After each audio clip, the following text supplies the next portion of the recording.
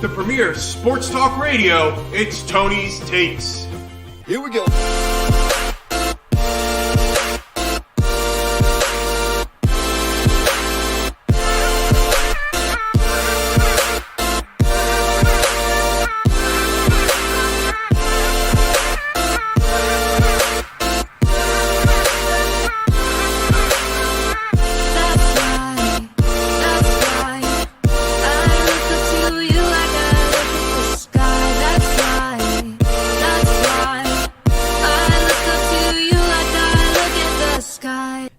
Welcome back to another great episode of Tony's Takes, live right here on YouTube for the best show in sports talk radio. It's Tony's Takes. A lot to talk about today, and we're going to cut right to the chase.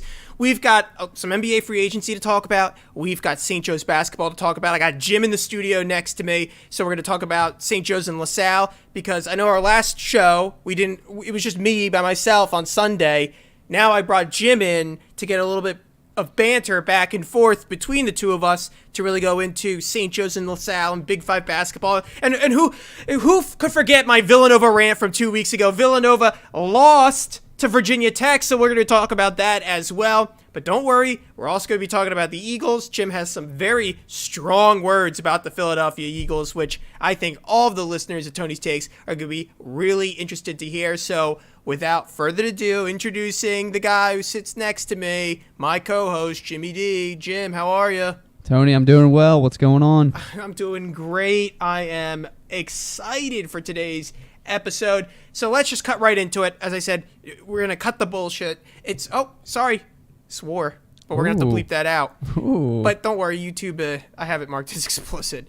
We're going to cut the bull crap out.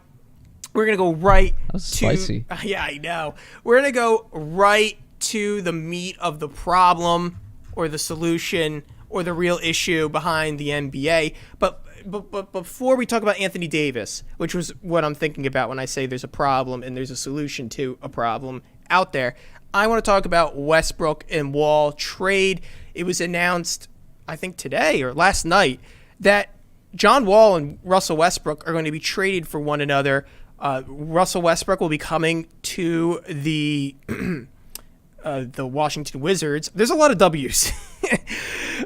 Westbrook to the Washington Wizards, and then John Wall will be going to the Houston Rockets. Clearly, in my eyes, Russell Westbrook is the steal of the trade. The Washington Wizards did much better than the Houston Rockets in this regard. They are getting away with a lot more. They are getting, in return, a better player who's probably going to take them to at least a playoff spot, an 8 seed, I believe. Yes, Washington, they probably will be fighting with Orlando and the Atlanta Hawks, but I think Russell Westbrook is a good enough player to take the Wizards over the top. Remember, they have Bradley Beal next to Russell Westbrook. So this is not a joke team.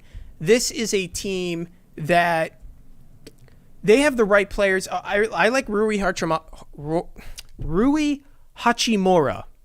Said it correctly there. The Japanese player. He's a very good player. He's a nice forward. I really like him.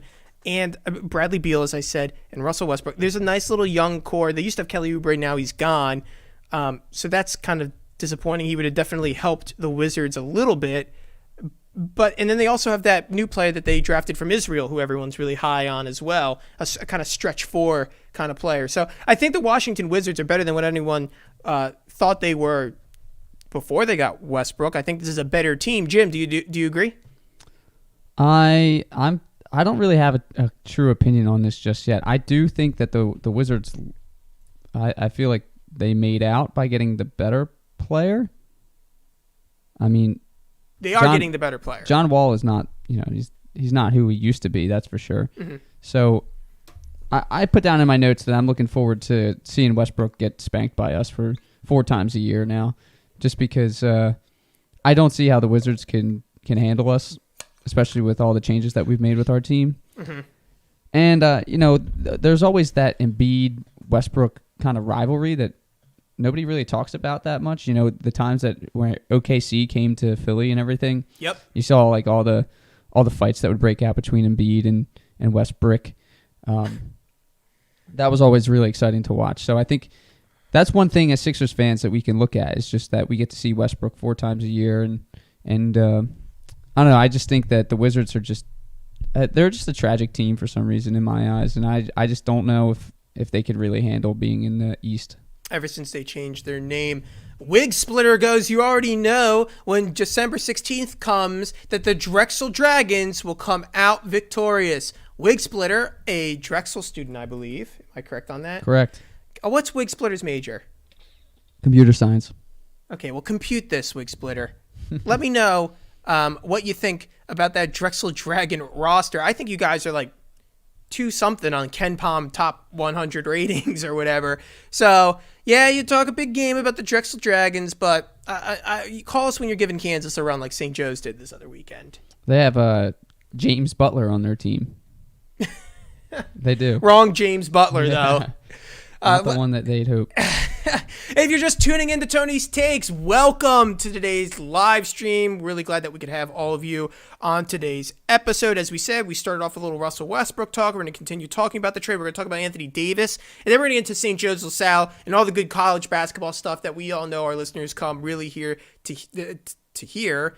They come here to hear. I don't want to use the same word twice. They come here to listen to our great takes on St. Joe's and LaSalle. And I'm bringing up LaSalle this time because I was a big believer in Ashley Howard, but I have many questions, and I have questions around Philadelphia media. Why isn't Philadelphia media holding Ashley Howard's feet to the fire? What's the solution for LaSalle?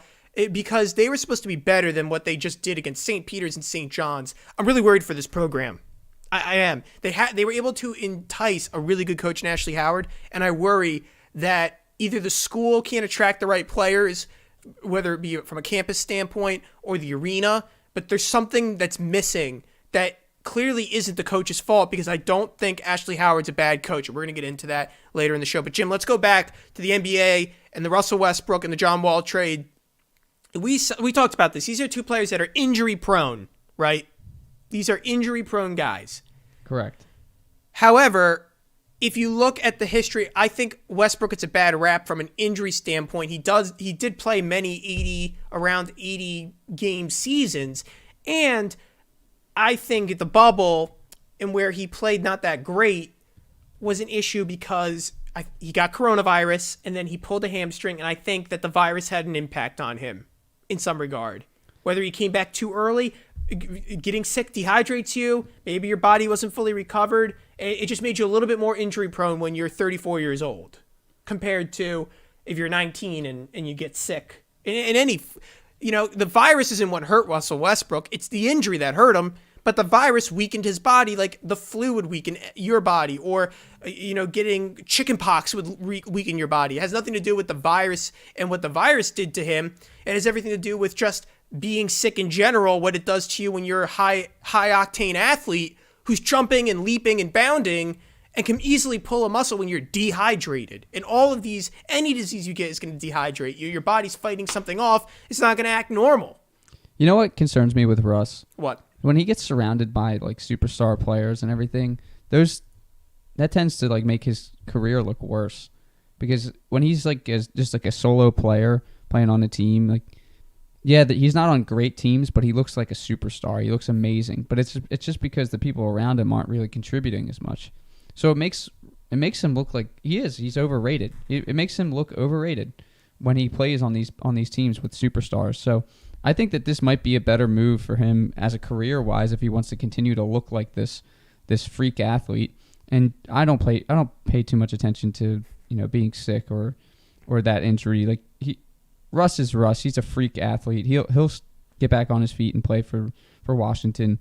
He's for sure more durable than John Wall. Yes, that's definitely something we can both agree on. Now, John Wall, a few years ago, when we were at St. Joe's, I went to a game.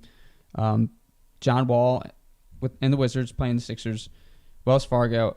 John Wall had I want to say 8 points in the first half. Finished the game with 32. I've seen John Wall play in person as well. He is the most... I always said this. John Wall was the most impressive person I ever saw in person from an athletic standpoint. The way he attacks the rim, the way he changes his body or used to be able to change his body midair. This is when he's 26. Yeah. Was unbelievable. This is when they were pushing the Celtics to, the infamous 7-game series. I really do think that John Wall was the most impressive person. And I've seen LeBron play in person. I've seen a lot of great players play in person. And I really have to say, John Wall was the most athletically gifted at the time. At his peak, he was the fastest player on the Yep. court, no doubt about it. I've never 100%. seen anybody move as Play quick with as that him. guy in NBA 2K. Oh my gosh, yeah. 2K17 is 2K7, yeah. 2K16. Oh my 16, gosh, right, hold yeah. the R2 button down. You'll run by everyone. Let's go to the chat real quick because we are live on YouTube. Evan Guerin goes, Michael Jordan flu game. Exactly. You know exactly what I'm saying, Evan. A real situation goes, bring slow pitch softball back to Philly. John Wall used to play at the Philly U summer camp. That's according to Real Situation. We got Debbie Daniels going, household rivalry. Oh, yes, that's between you and Wig Splitter. Yes, that's for correct. St. Joe's. Who Wig Splitter, before we continue with NBA talk, I just want to say this. Wig Splitter said 94-72 St. Joe's versus Drexel when the Hawks finally return. No. I think that's a reference to Kansas versus St. Joe's. Oh, it is. Get out of here, Wig Splitter. No one cares about Drexel basketball. Sheesh. You think, yeah, Jim, I'm triggered. Trigger warning. So triggered. That St. Joe's lost to Kansas. Drexel had to have us invent the Big Six. The Big Six isn't real, Wig Splitter. And for those listening on Apple Podcasts, Wig Splitter's in the chat on YouTube saying Drexel's going to beat St. Joe's. Drexel lost by 20. Sorry they didn't cover against Kansas. Sorry, Wig Splitter. Sorry we had to invent the Big Six for Drexel. Do you even have scholarships? Or is it just a team of walk-ons? Talk about teams losing or schools losing their sports. Do you guys even get invited to the Palestra to play? How many sports is Drexel down to? I don't know. Competitive interpretive dance, I think, is a sport at Drexel.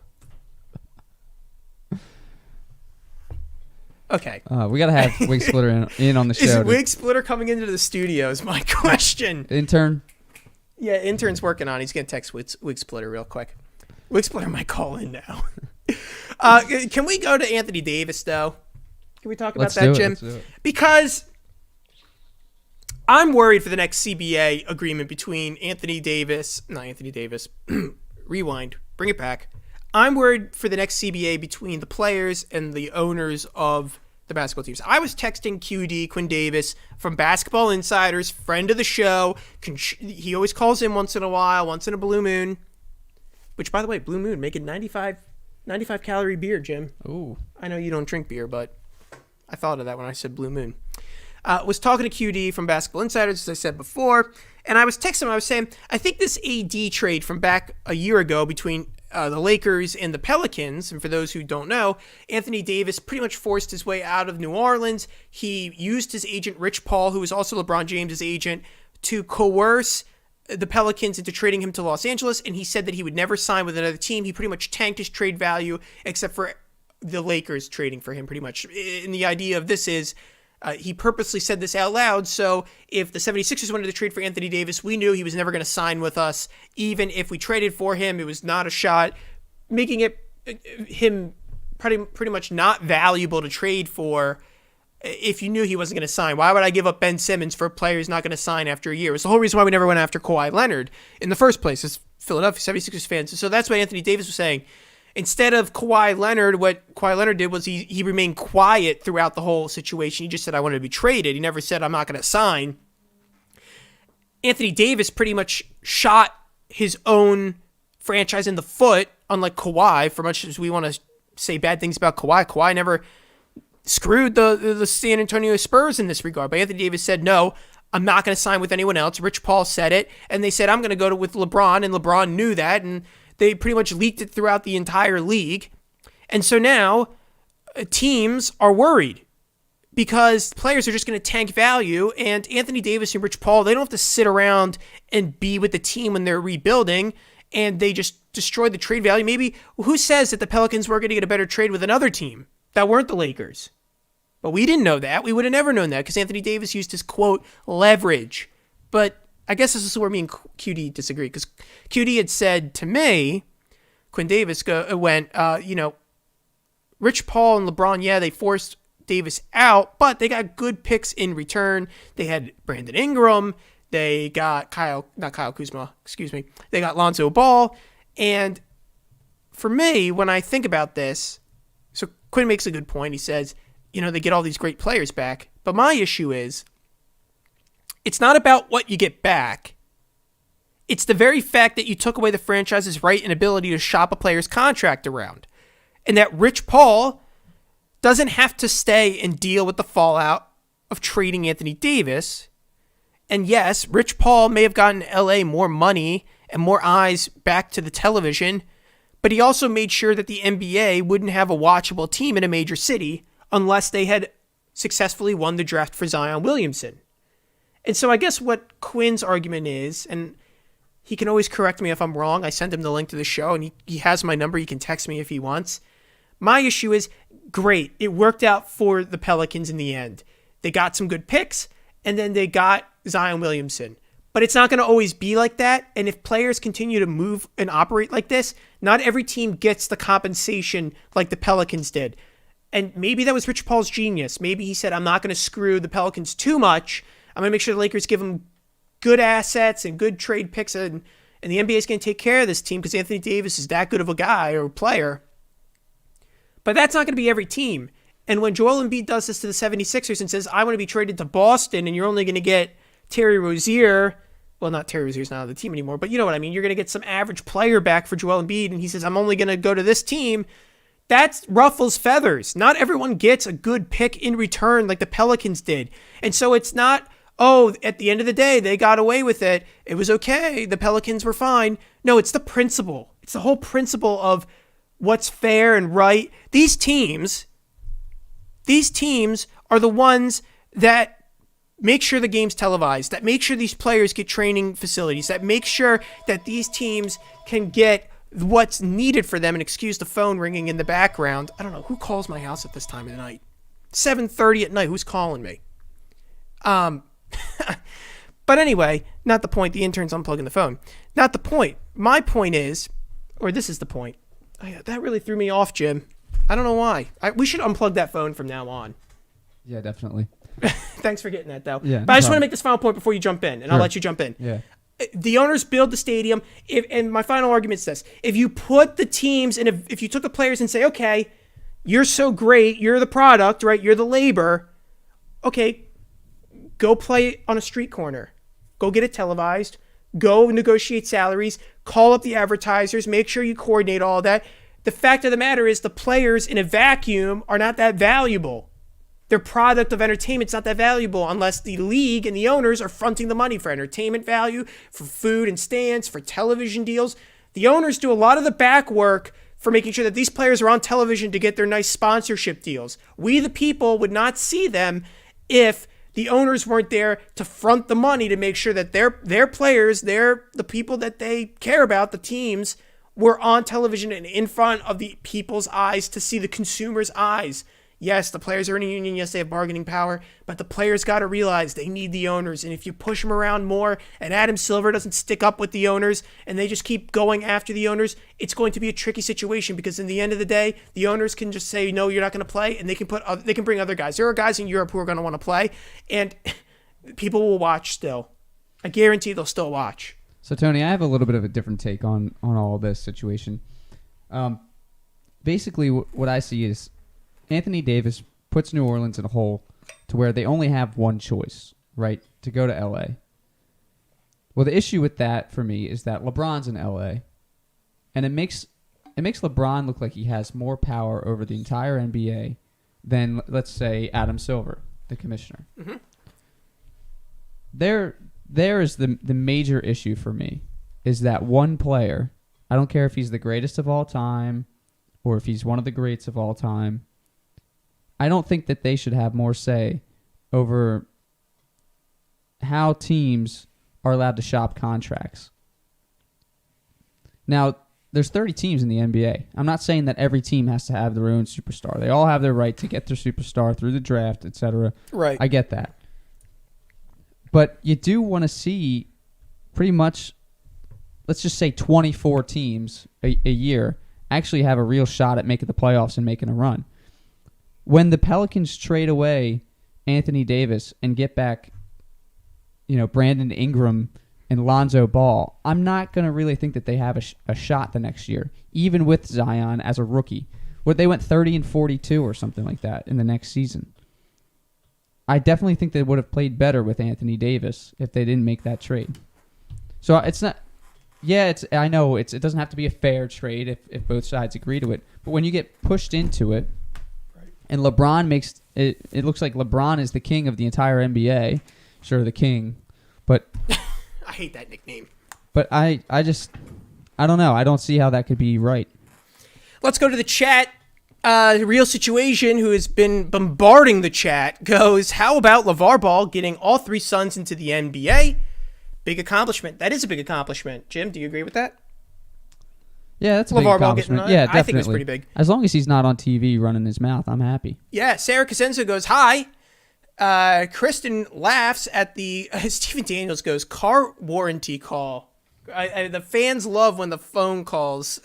Just add it as a drop. Yeah, I know. And I thought someone in the chat would be like, that sounds like a landline. It is a landline. My parents have yet to cut the cable. Live from my parents' basement as we hold out for COVID-19. They're like the turtles in that old, what's it called? The cable commercial. I guess that might have been Comcast. The Slowskis. The Slowskis, yeah. That's my family.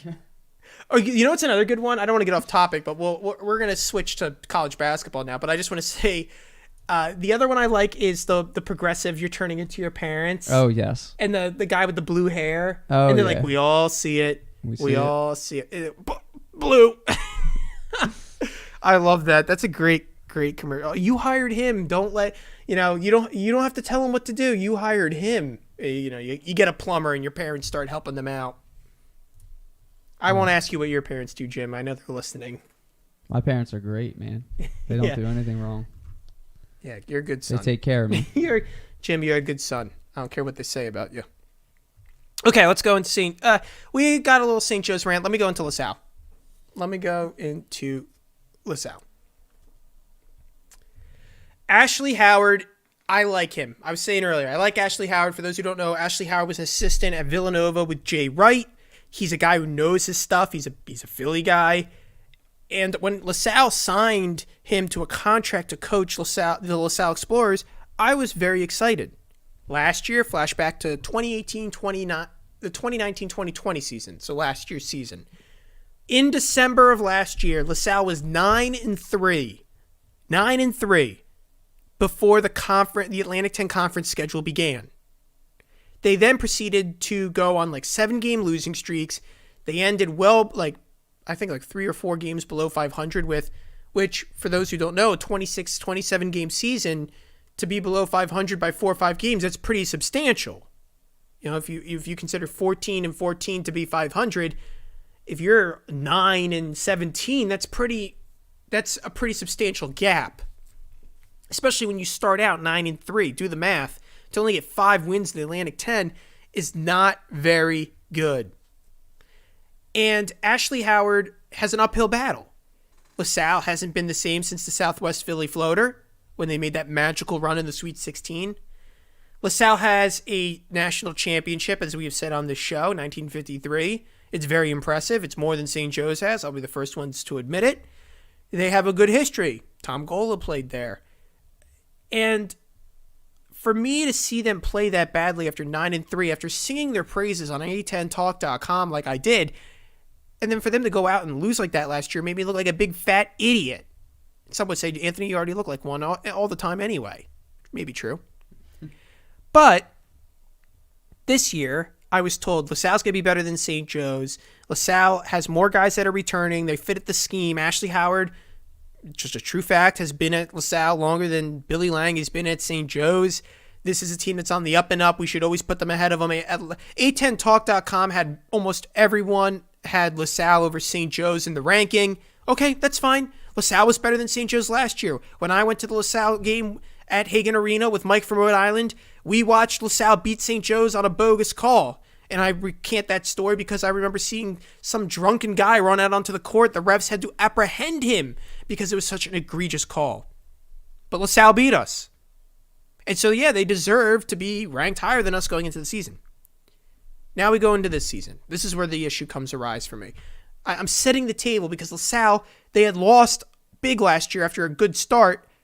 If I was a fan of LaSalle, I'd say, Ashley Howard, you're on hot water a little bit. You can't start 9-3 and then be that bad and finish so poorly in the conference. And now they're 0-2. They lost to St. John's, who is still undefeated. They've actually played very well, St. John's. So, okay, they lost to a good team. So did St. Joe's. St. Joe's is 0-2. But to lose to St. Peter's, who is at least 20 spots below you in KenPom. And for those who don't know, KenPom's like, it's a website. It's a guy who pretty much aggregates all the teams and ranks them 1 through 300 of Division I basketball. You lose to a team that's 20 spots below you, and you're not even that high to begin with. LaSalle's like 150 in Division I, and they're only 2 spots behind St. Joe's. That's a sign of issue for down the road, especially since you have a lot of guys returning, like Christian Ray, who's the center of the team, and you have a transfer from a big-name school who he's supposed to be carrying your team. LaSalle has a lot to work forward to. They don't have a good arena. They don't really have a nice campus. Their campus is not in the best part of town. It is hard to get people to go to LaSalle. It is a smaller school than even St. Joe's, and St. Joe's is a small school. If Ashley Howard wants to win, this is the point. I want him to stay. I want Ashley Howard to do well. I want LaSalle to be a competitive team. I want them to beat Temple. I want them to beat Penn. I want them to put up a fight against us, and I love to see them beat Villanova.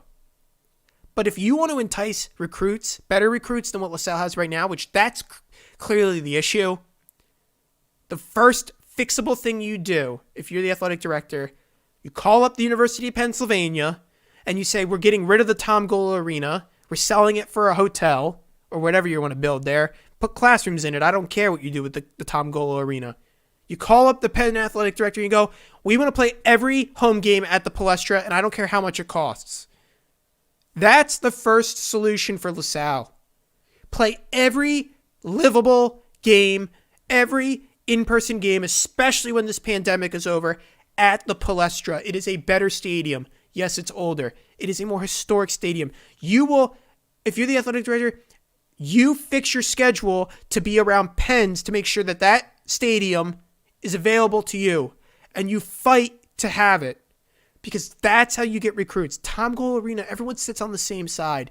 It's literally, I don't even know how to describe it. It is the weirdest gym I have ever seen. It looks like you're playing at the YMCA, and you're in the Atlantic 10, which, newsflash, is about to pass the Pac-12.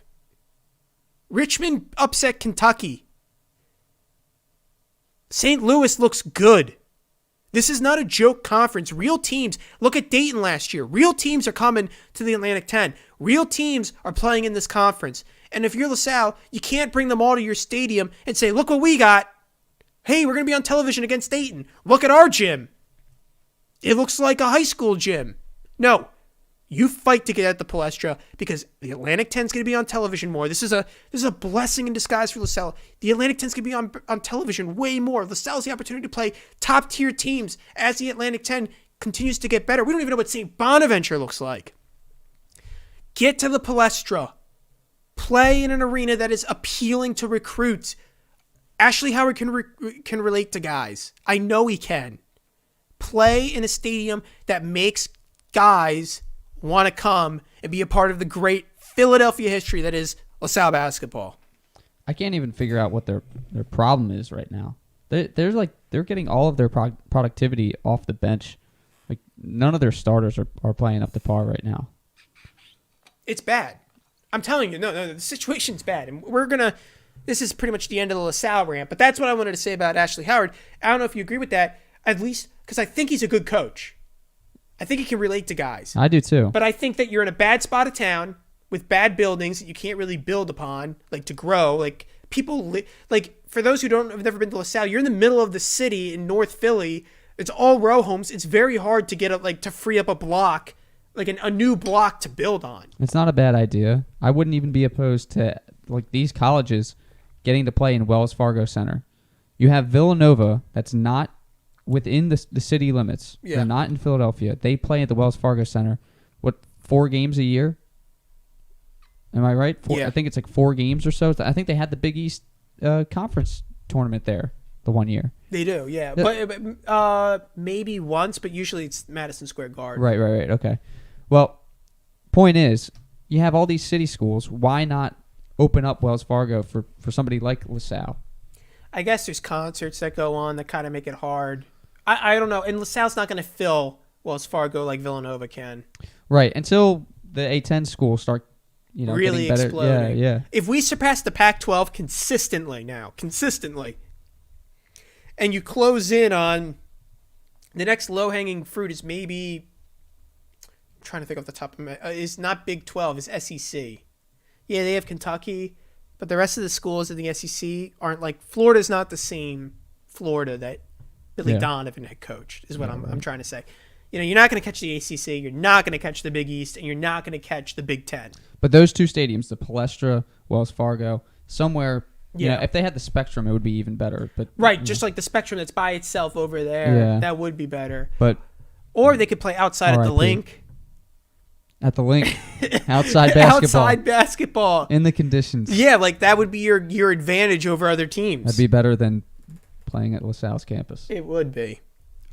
Okay, that's enough bad talking LaSalle. But it is true, they have issues. We need to help them figure it out. Let's go to St. Joe's, Jim. I want to hear your thoughts. Did you watch any of the games for St. Joe's? No, I did not, unfortunately. I was eating turkey one day. You was eating turkey. And then it was just a long weekend. I want to say this. St. Joe's, the A10 Talk website did a power ranking. I finally got invited to it. I felt bad. I kind of sassed them on Twitter. And then I get a message from the editor saying, our bad, we forgot you're not in this group. Like, there's a Slack channel or whatever to, like, coordinate everything. And I felt bad because I wasn't being serious in my tweet, saying that, like, I'm not offended I wasn't invited to do power rankings for the A10. I would have put St. Joe's number 1 anyway. And then they actually did forget about me. Like, they would have invited me if they didn't forget. So I kind of felt bad bringing it up, but whatever. That's how you get noticed, I guess. I want to say this. St. Joe's, they're going to be 9th, 8th for the next couple of weeks. Yeah, they had the COVID stuff, and I covered that on a previous episode of Tony's Takes. Yeah, they're going to have the COVID stuff. Okay, whatever. Everyone's going to have to deal with it. And every team is probably going to have to pause play at some point in the season. We got a quicker turnaround, though, 7 to 10 days. That is true. The CDC said seven days, and I hope that the NCAA follows the CDC because we're supposed to follow the science, I guess. But my point is this. St. Joe's finally had their break. Okay, yeah, that's fine. They had their break. They're going to play Drexel. They're going to beat Drexel. They're going to be 1-2. They lost out on Bradley. They lost out on they still get to play Temple, I believe, but they lost out on a Villanova matchup. Okay, that's fine. The A10 is all that matters. And as I watch this team, we can beat. Here's some of the teams that St. Joe's can beat in the A10. George Mason, LaSalle, Fordham, which goes without saying. UMass looks pretty good, but I'm going to say Duquesne is another team that we're going to overcome. And I'm going to give you one more off the top of my head. I'm going to say, I already know the other one. It's, crap. Who was it? I was just looking at the rankings today. Anyway, not the point. I'll look it up when I go around. But my point is St. Joe's could be 8th or 9th in the conference. That's a fact. I'm thinking even 7th is possible. Now, it's a little bit of a stretch, but it is possible. George Washington was the other team I was thinking of. Sorry, Jim. I know you were kind of on the edge of your seat for that one. I was pulling up the A10 rankings for you. I got it. Drexel 62, St. Joe's 5. Yeah, okay, Wig Splitter. I'm just going to say this real quick before we go to Eagles because I know that's what everyone wants to hear. St. Joe's could be 8th or 9th. They're going to be good. Ryan Daly hasn't figured his way through the roster just yet, but I'm not too worried about him. I think they're going to be fine. I think they're going to do just great, and I think Billy Lang has really found the scheme that's going to work because they can score inside against less athletic teams. I know everyone wants to complain about the refs, how they threw the game for Kansas and Auburn, and the foul difference was pretty drastic. Yeah, I agree. It was pretty drastic. But you're playing against more physical guys, teams that can meet you at the rim a lot easier, and that is what they were able to do with Kansas and Auburn. Auburn can just meet you at the rim. Kansas can just meet you at the rim. Against a little less athletic teams, sure, Dayton and Richmond and St. Louis and St. Bonaventure are going to be harder to beat. But the other teams, the UMasses, the Davidsons, the Davidsons, the LaSalles, the George Masons, you can meet those guys at the rim. or outplay them to get to the rim. So I'm not worried. I think we just played against better opponents. It was the same thing was going to have to happen against Villanova as well. Not too worried. Though. We said that they were going to be a little rough to start, and then but they're going to really pick it up. Yeah, once the team gets together, a bunch of new players, they're gonna come together. We'll see how they fare in the tournament. And we said this with Tommy Higley on the show as well. Yeah. From the other week. Okay, we got birds. Yeah, we're going right into the birds. Don't worry. Let's go. We're gonna talk Eagles. I'm gonna cede the floor to Jim because he's the one who's actually kind of angry. We're talking about Carson Wentz, of course, but let's get the Doug Peterson clip. Oh, this is Doug Peterson talking about 4th down against the Seattle Seahawks. Here's Doug Peterson. My mindset there was we got to stay as aggressive as possible on offense. We had to try to make a play, get something going, and from my vantage point, it just looked like Carson and Dallas were not synced up. It was a play we had used in the third quarter. They connected on it, and it appeared that Dallas turned inside. Carson threw it outside where Dallas was on the first time we called the play. So just a matter of just those two guys being on the same page. But as far as the decision to go, we had to make every effort to stay and really get us into this game, and just wanted to stay as aggressive as possible. Jim, before I hand this over to you, I just want to say this real quick. I'm tired of the 4th down, going for 4th down, going for 2-point conversions. It doesn't work. It's not as analytically advantageous as Doug thinks it is. All right, so I said this, probably 6, 7, 8 weeks ago, that there's got to be a reason Doug's going for 2 this much. Tell me there's no way that Jake Elliott is hurt right now. Do you think it's something with the kicker? He has to be hurt, or something is up. There's a conspiracy going on there. Is this what's being spoke on the Cataldi show or whatever? No, I don't listen to the radio anymore. But I'm telling you, something's wrong with Elliott, and I don't know. He's just not hitting field goals. He's not hitting point afters. He looks wrong. Something's wrong with him. He's not hitting the 60+ yard field goals like he did back in 2017. Do you think the Eagles could do what the Denver Broncos had to do and bring in like a guy who just, the Broncos brought a guy who's never played quarterback in the NFL before or even in college? Can we bring in like a high school kicker? I mean, that's like almost the equivalent of what the Broncos did. That's what we need. All right, so let's get past the fourth down decisions. Okay, let's go to this Doug clip on Hurts and Wentz just to make Jimmy a little bit more not angry. Not necessarily. The plan was to use him when we could. The way the game started, we just didn't have many opportunities. Too many 3-and-outs. I don't think we got a first down until the second quarter. We just didn't. We failed to execute, so it just wasn't. It just wasn't, in the cards, I guess, so to speak, early in the football game, but. No more, no less than what we would, use them each week. At the end of the day, no more, no less. And it's a football game. Could have played better. Jalen Hurts. Carson Wentz. I couldn't make my decision. And yeah, you're right. We didn't get any first downs. Yeah. How does this sound, folks? If I did the whole show like that, does that sound good? Would you walk away thinking, "Oh, I have more knowledge. Thanks, Tony." Oh yeah. At the end of the day, yeah. All these platitudes. Doug, save it. Give me the answer. Admit you're wrong. Don't be like Matt Patricia. People don't like smart A's. We don't like it. Yeah, listening to his press conferences has gotten worse since the season. I mean, over time, just every season it's gotten worse, but just progressively worse this season alone. He's lost all his confidence. He doesn't seem to have any answers. That's what the filler words, dictate. It's like he definitely has no confidence in what he's saying. He has no answers. He just doesn't have an answer. That's the real issue. He always says, "Oh, I'll take a look and I'll let you know tomorrow." What kind of answer is that? Yeah, I'm going to give you a rain check. He seems lost, and also, something I'm speculating here is it seems like he's trying to distance himself away from making the decisions in the press conference, in the post-game press conferences, and distancing himself from Carson himself. So it's really mind-boggling to see this happen, especially when Doug has been at a level of success. He's been there. They reached the pinnacle, where you aim for every season, and to see him fall this far, it's really a reflection of how you handle tough times.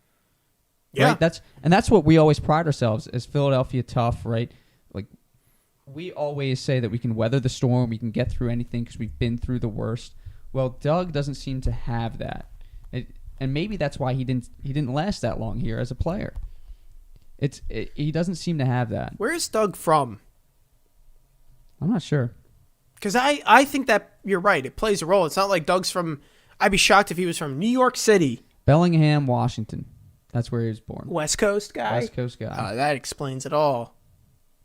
That explains it all. But where I come down to on this is it's time to clean house, right? Yep. That's just a fact. We talked about this with the Sixers, and we said that this applies to pretty much all of the teams, the Phillies, with the GM.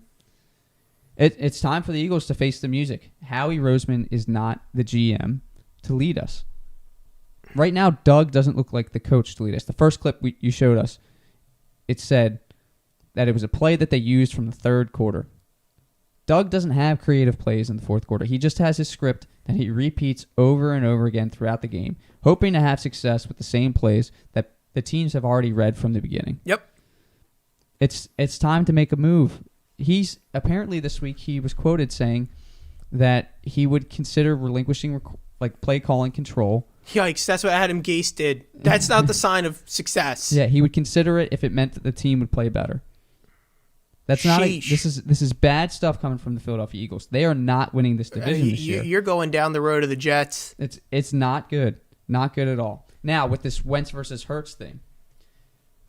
Again, hold on. Let's play clip 2 of that before we get into it. Here's clip 2. Doug Peterson. It is a challenge for quarterbacks to do that, but from an offensive perspective, if we can have a little change of pace there, with Jalen and mix things up, whether we're running it or throwing it.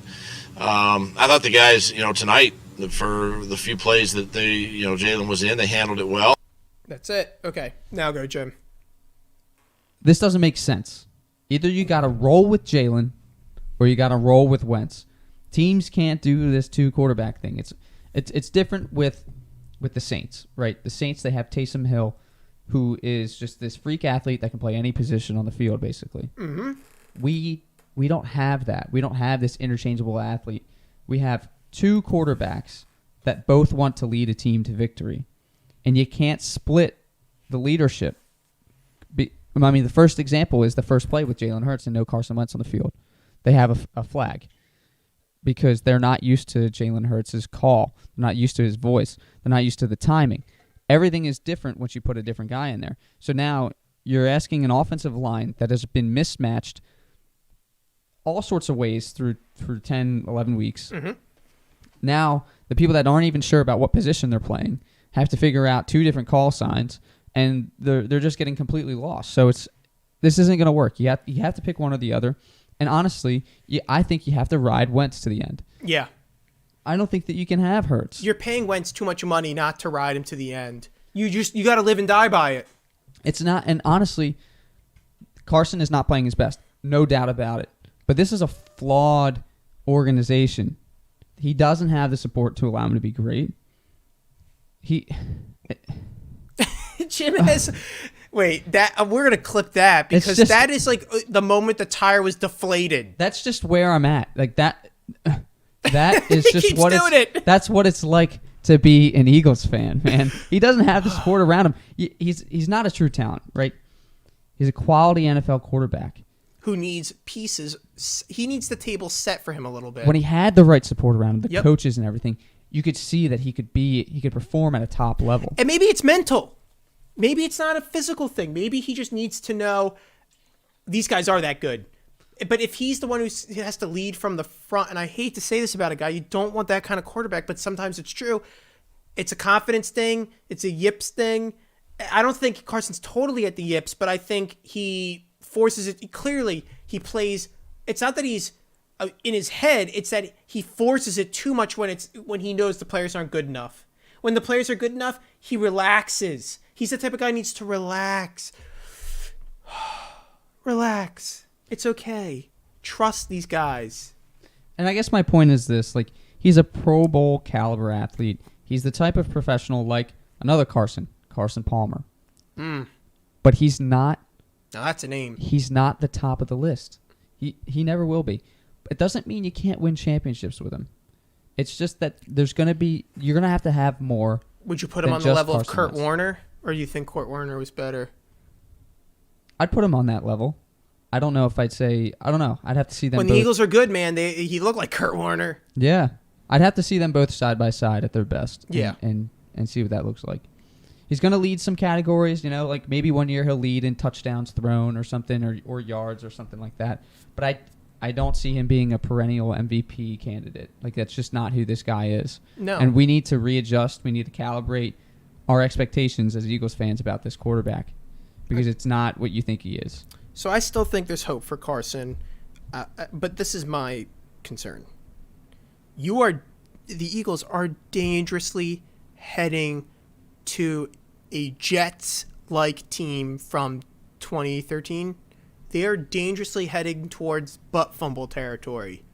Remember when the Jets brought Tim Tebow in, folks? It didn't turn out well. Sanchez was a good young player. 2 AFC championships. Beat the Patriots when they were 15-1 in the playoffs. One of the greatest accomplishments in the Jets' history outside of the Super Bowl win that they have.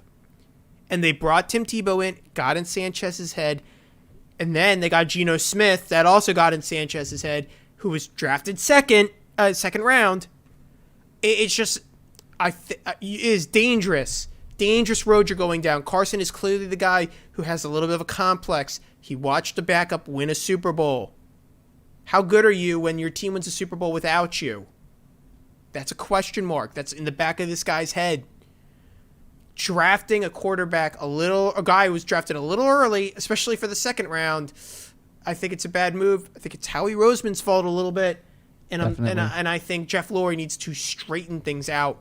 And Jeff Lurie's not helping when he goes put Hurts in if Wentz is the problem. No, if I was Jeff Lurie and I saw the writing on the wall and I saw the issue of the minute you bench Carson, you can't trade him. The minute you bench him, he's not getting back on the field there, and you're not going to be able to trade him because he hasn't played well enough to be traded. The only solution for all of this, and then the call, if Hurts is bad, now you're really in a bad situation like the Bears are. You put Nick Foles in, he plays terrible. Okay, let's bring Trubisky back out, and then Trubisky just keeps playing bad because he sat for 5 games. That can easily happen to the Philadelphia Eagles. Once you make the decision to bench Carson Wentz, that's it. You're done, and if he hasn't played well enough to trade him, you're stuck with him on the bench with all that money, and it isn't like the NBA. You can just trade a guy away for a bad contract. No one's going to touch that with a 10-foot pole. And so I think you got to ride with Wentz. And if I'm Lurie, I go, Roseman, you screwed up. I'm getting rid of Hurts. I'm bringing in a guy like Colt McCoy who doesn't say anything, who's not a threat to my quarterback, who isn't a young guy, who... we're not going to think he's replacing anyone in 3 or 2 years like they tried to do with Alex Smith and Patrick Mahomes. No. Hurts is gone. I'm getting rid of him. The Jets, take him. Do it. Goodbye. And Roseman, you're fired. They all seem to be on different pages. They're not working together as a team. Like these coaches, the front office, GM, owner, they don't seem to be working together. So my idea for Carson to be saved is you gotta get rid of either Howie or Doug or both of them. Yeah, you definitely have to, and you need to build up this coaching staff to have, one single, get on the same page, have one single idea of where this team is going in the future, because this season is quite seriously lost in my eyes, and they need to get on this plan and work together, because this is not happening. And I agree with you. I think they need to. They need to trade Jalen Hurts. Yeah. You could get some valuable players or picks or whatever for him, and that could help the team in the long run, because this is a loss. Yeah. Let's go, Jim, to predict the games, and then we'll go into our later subject for the day. All right. So update. Tony, the last time it was against the Browns, Tony went 2-0, and I myself went 1-1. So now we're both tied at a 10-8-1 record. For the first time in a long time, Tony, we're tied. You look like you might take the lead. And You got the momentum swing. I think I'm going to. I think so too. Do you want me to take the bets first, or you want to go first? I'll provide the stats, and then you can choose. All right. Sounds good. So the spread is going to be the Eagles plus 8.5 or Green Bay minus 8.5. So Green Bay's favored. Favored, yep. Favored by 8.5 points. And then the total is 47.5. Okay, so they're in Lambeau, correct? Correct, yeah, in Lambeau. Can you look up the weather for Sunday Yeah, you got it. at Lambeau Field? Because that's going to dictate everything on the over. With regards to the spread, I'm taking Green Bay. They have a high-powered offense. This Eagles team's down in the dumps. I just don't see any way that they can cover 8.5 points. I think Green Bay's a good team. They have the offense to do it, to at least cover the spread. Now, the over-under is 47.5. My question is, the Eagles' defense isn't that bad. They can put pressure on the quarterback, and if it's windy and snowy, then Green Bay's not going to score as much. However, I think they're good enough to win by 10, regardless of the weather. I don't know if the teams are willing to go up over 47.5 points when it's snowing in December at Lambeau Field. So there's no precipitation. It's going to be a temperature of... It's falling from 36 to 30 by the end of the game, and the wind is pretty calm. I'm going over. 5 miles an hour. Okay, so I'm taking Green Bay on the spread. I'm going over 47.5 then. If it was going to snow or rain or be windy like it can be, of course I'm not going to take Green Bay. I mean, you can get a game at Lambeau and it could be 10 degrees. So you're going over 47.5. I'm going over 47.5. And okay. Yeah. Tony, complete opposites this week. Uh-oh. This is where I break away. I'm going to take the Eagles plus 8.5. And you're crazy. I'm going to take the under. You are psycho. I am a nut. This is a pure Eagles win right here. This is a classic. Oh wait, December Doug. Doug. When you have zero hope in the Birds at all, they go to Lambeau Field in December at a place where they shouldn't win, and no reason to win, honestly, and they do it. Very similar to the 49ers game earlier where you called it. Yeah. No one else would. I think you're full of crap. So I'm going to take the Eagles plus 8.5 and the under 47.5. You know, I respect it. You're sticking with it. I got to give you credit on that one. You're going to live and die by them. Oh, yeah. Even though the Eagles are terrible against the spread, even though last week they covered. Okay, Jim, let's get to the good stuff. Wrap up the show. And if you in the chat, people who are listening on YouTube, let us know who you think's going to win, Eagles or Green Bay.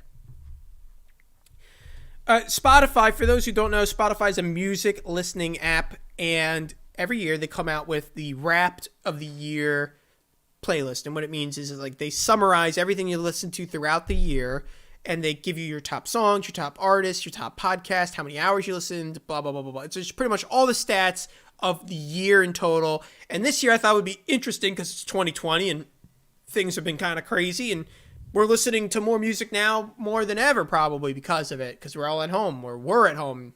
We're not at home anymore or as much, but in the beginning of the year we were exclusively at home. So I thought it'd be cool for me and Jim to share our Spotify 2020 summaries.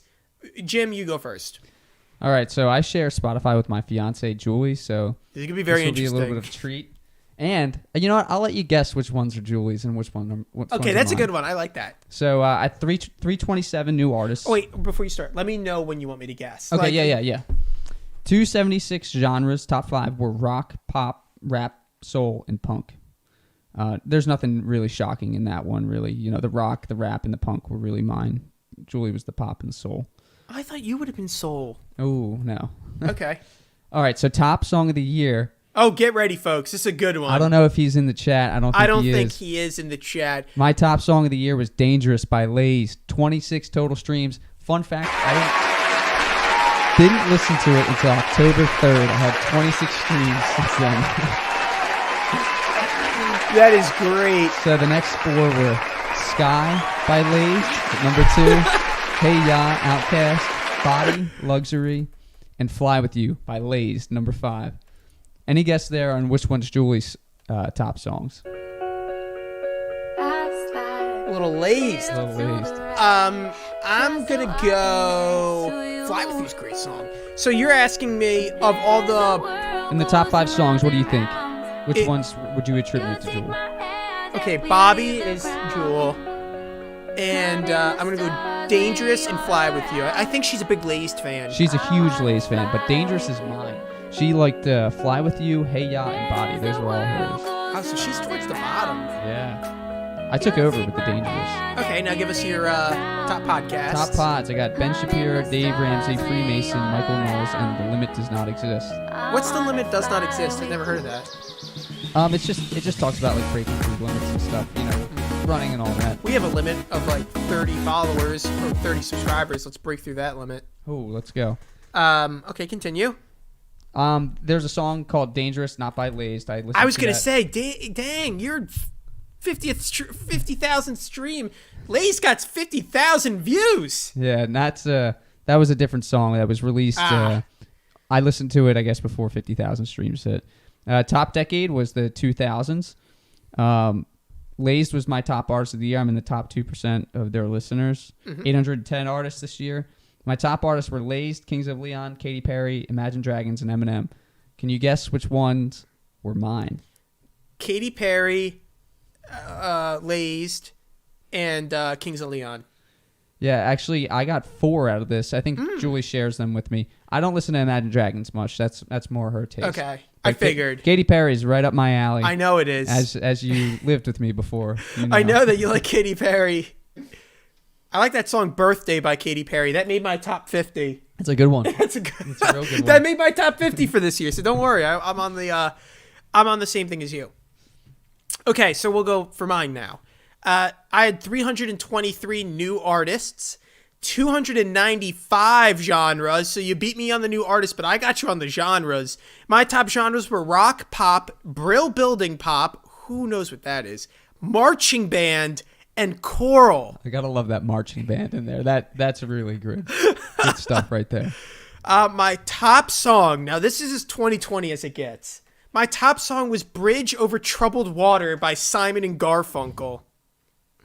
My top songs in order, these are my top 5 for 2020. Tony's top 5 for 2020. Number 1, "Bridge Over Troubled Water" by Simon and Garfunkel. "Sonata Sopra Sancta Maria" by Monteverde. Baroque style music. Who doesn't love Baroque classical? Monteverde was the forefront of Baroque music. "Rosalita" by Bruce Springsteen. "Drive Safe" by Rich Brian, and "Bang the Drum All Day" by Todd Rundgren. Now, here's the thing with my top 5. "Bridge Over Troubled Water" was like, I'm sad, 2020. And then my "Bang the Drum All Day" was, it's like May of 2020. We could finally go to like a restaurant outside. I played that on my way over there. It's just like, I'm feeling good. Seize the day. Carpe diem. What? When do you listen to these? Sonata Sopra Sancta Maria. When do you listen to that? When I'm working. I listen to classical music when I work, specifically Renaissance Italian, which is the forefront of opera music, believe it or not. Tony's a cultured man. Of all the podcasts I listen to 24,000 minutes of podcasting, and I don't even really listen to that many podcasts on Spotify. Most of my podcasts on Apple If I actually saw the amount of minutes I listened in general, it would be shocking. Plus AM radio. I listen to so much. Anyway, my top shows were Ben Shapiro, Tony Kornheiser Show, Dr. Taylor Marshall Show, Andrew Clavin, and The Portal with Eric Weinstein. Those are some good shows. No Joe Rogan for me. Tony Kornheiser. Love Tony Kornheiser. Great sports podcast. Recommend that to everyone. My top decade, 1970s. I'm surprised it's not the 1870s. The 1570s. Oh, and God. 967 artists. Now get a load of this, folks. The Beatles were the top of my list. Here's the issue. I have all these Baroque style music in my top 50 or whatever. So my top artists are kind of weird. It's like all these, it's like Mozart and Monteverdi and Bach and Brahms. But then it's also the composers of that certain rendition. So my top 5 artists are all messed up. Like the Beatles should be number 2. But since I listen to all this classical music, it's like throwing it all out of whack with all the composers. So my top 5 is kind of like a mess. But my top artist was the Beatles. And Jim, I am in the 0.01% of Beatles listeners in the world. That's a lot of The Beatles. Beatles songs aren't even in my top 50, and yet I found my way to the top one. I am a 1%er of Beatles listeners on Spotify. Top 0.01%. 0.01. I'm the Warren Buffett of Beatles listeners. My goal for next year, folks, Jim, I didn't tell you I was going to put this down here, but my goal for next year on my Spotify is to be in the top 0.00001 of either John Denver or Dolly Parton listeners. That's my goal for 2021. If that happens, it's going to be a good year. That's some good music. Oh, that is not good music. Oh, I feel so bad for your ears. I am already listening to 9 to 5 by Dolly Parton on repeat. Oh, God. I'm going to throw up in this corner. Let's go to the chat before we wrap up today's show. Caitlin Reyes goes, I'm not here to listen to your Spotify Wrapped. Okay, little dirty secret on Caitlin Reyes. She told me that she is in the top 0.0001% of Disney composers. So, of Disney music composers, like The Little Mermaid. Wow. I don't even know who they are. So, that you wouldn't. It's just some random composer. That's what you get for coming after me. Wow. I expose you on my show. Does she listen to a lot of Randy Newman? That's the Toy Story composer. That's probably who it is. Okay. It's probably All right. like Randy Newman or... Well, I'm cool with Randy Newman. Okay, I'm so glad. Thanks for listening to this episode of Toys Takes. Jim, we're going to wrap it up right there. That's it. That's the spot. That's the shit. You gotta. I just exposed them all. And I exposed Wig Splitter as well on the show. Thanks for listening to Tony's Takes. Yeah, get that drop of I'm cool with Randy Newman. I like that. It's been a great episode. I'm so glad everyone could spend this time listening to today's episode. Of course, follow us on Twitter at Tonys_takes. If you want to get your takes on the show, your questions on the show, email us on the mailbag, tonystakes.1851@gmail.com.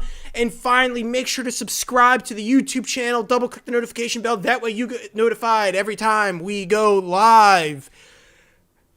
Jim, thank you for being on the show. Thanks, Tony. It was a lot of fun. I missed this a lot. It was a good Thanksgiving. I hope everyone had a great Thanksgiving. And we'll be back next week right here on YouTube for the live show. And, of course, if you're not listening to us live on YouTube, you're probably listening to us on Apple Podcasts. Make sure to rate and review the podcast on Apple Podcasts. Leave a 5-star review with a written note, and we will review it here on the show, read it out loud for everyone. And as I said, next week's episode, Thursday, December 10th. Look forward to seeing everyone there. Other than that, thanks for listening to Tony's Takes, the best show in sports talk radio. We look forward to seeing everyone next week right here on YouTube.